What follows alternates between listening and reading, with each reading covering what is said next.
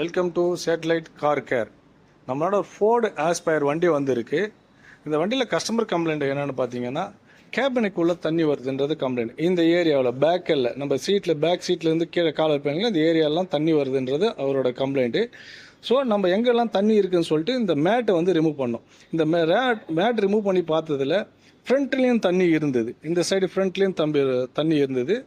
So நம்ம வந்து என்ன டவுட் இருந்ததுன்னா, நமக்கு வந்து ஏசி தண்ணி ட்ரெயின் ஆகாமல் சரியாக ட்ரெயின் ஆகாமல் ஓஸோ இல்லை கிராக்கு இல்லை ஏசி எவாபரேட்டர் பிளாக் ஆகிருந்தாலும் தண்ணி உள்ளே வர்றதுக்கு சான்சஸ் இருக்குது.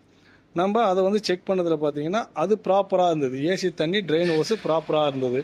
ஸோ நம்ம நெக்ஸ்ட்டு வந்து நம்ம செக் பண்ணதில் பார்த்தீங்கன்னா கவுல் பேனல் செக் பண்ணோம். கவுல் பேனல்னால் இதுதான் கவுல் பேனல். நம்மளுக்கு இந்த கிளாஸ் இருக்குது இல்லைங்களா, ஃப்ரண்ட்டு கிளாஸ் இருக்குது இல்லைங்களா, கிளாஸு வைப்பர்லாம் இருக்குது இல்லைங்களா, அந்த ஏரியாவுக்கு கீழே இருக்கிறது தான் கவுல் பேனல்னு சொல்லுவாங்க. இந்த கவுல் பேனல் இந்த மழை தண்ணி எதுவாக இருந்தாலும் இந்த வழியில் ட்ரெயின் ஆகிடும். இந்த வழியில் ட்ரெயின், ரெண்டு சைடும் ட்ரெயின் ஓஸ் இருக்கும், ட்ரெயின் ஓல் இருக்கும். இங்கேருந்து இந்த ஓல் வழியாக வந்து மழை தண்ணி எல்லாமே ட்ரெயின் ஆகிடும். ஸோ இதில் என்ன ஆகிருந்ததுன்னா, ஃபுல்லாக இன்சைடு ரெஸ்ட் ஆகிருந்தது, உள் சைடு எல்லாமே ரெஸ்ட் ஆகிருந்து, கம்ப்ளீட்டாக ரெஸ்ட் ஆகிருந்து தண்ணி மழை தண்ணி எல்லாமே உள்ளே த்ரூ டேஷ்போர்டுக்கு வழியாக உள்ளே இறங்கி கேபினுக்கு உள்ளே இப்படி போயிருக்கு. அதனால் நம்ம இந்த பேனல் வந்து கவுல் பேனல் வந்து நம்ம வந்து இது வந்து பார்ட்ஸ் வந்து அவைலபிள் இல்லை. அதனால் நம்ம என்ன பண்ணியிருக்கோம், நம்ம செஞ்சு போட்டிருக்கோம், கொஞ்சம் கூட குவாலிட்டி குறையாமல் செஞ்சு போட்டிருக்கிறோம். பார்ட்ஸ் வந்து பேக் ஆர்டர் மீன்ஸ் உங்களுக்கு வந்து ஃபேக்ட்ரியில் நம்மளுக்கு ஆர்டர் கொடுத்தோம்னா நம்மளுக்கு வந்து 15 நாள் இல்லை 1 மந்த் வரைக்கும் கூட டைம் எடுக்கும். ஸோ அதனால் இது வந்து நம்ம வந்து இந்த கவுல் பேனல் வந்து செஞ்சு போட்டிருக்கிறோம். இந்த கவுல் பேனலுக்கு பின்னாடி வர்றது வந்து ஃபயர் வால் பேனல்னு சொல்லுவாங்க.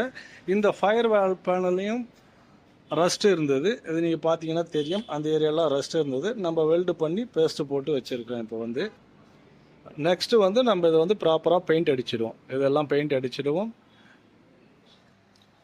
நெக்ஸ்ட்டு நீங்கள் பார்த்தீங்கன்னா இந்த வீடியோவிலே பார்த்துருப்பீங்க, நம்ம இந்த கிளாஸ் வந்து ரிமூவ் பண்ணியிருக்கிறோம், ஃப்ரண்ட்டு கிளாஸ் ரிமூவ் பண்ணியிருக்கிறோம், இந்த டேஷ்போர்டு எல்லாம் ரிமூவ் பண்ணிட்டோம். இது வந்து சேஃப்டிக்காக எல்லாமே ரிமூவ் பண்ணிடுறது ரொம்ப ரொம்ப நல்லது. ஏன்னா நம்ம வந்து இங்கே வந்து வெல்டு பண்ணும்போது ஹீட்டு வந்து ட்ரான்ஸ்ஃபர் ஆகும். ஹீட்டு வந்து ட்ரான்ஸ்ஃபர் ஆச்சு கிளாஸுக்கு ட்ரான்ஸ்ஃபர் ஆகும், இல்லை ஒயருக்கு ட்ரான்ஸ்ஃபர் ஆகும். கிளாஸ் உடையிறதுக்கு நிறைய சான்சஸ் இருக்குது, ஒயரிங் மெல்ட் ஆகிறதுக்கு நிறைய சான்சஸ் இருக்குது. அதனால் வந்து ப்ராப்பராக இதை நம்ம வந்து ரிமூவ் பண்ணிட்டோம்.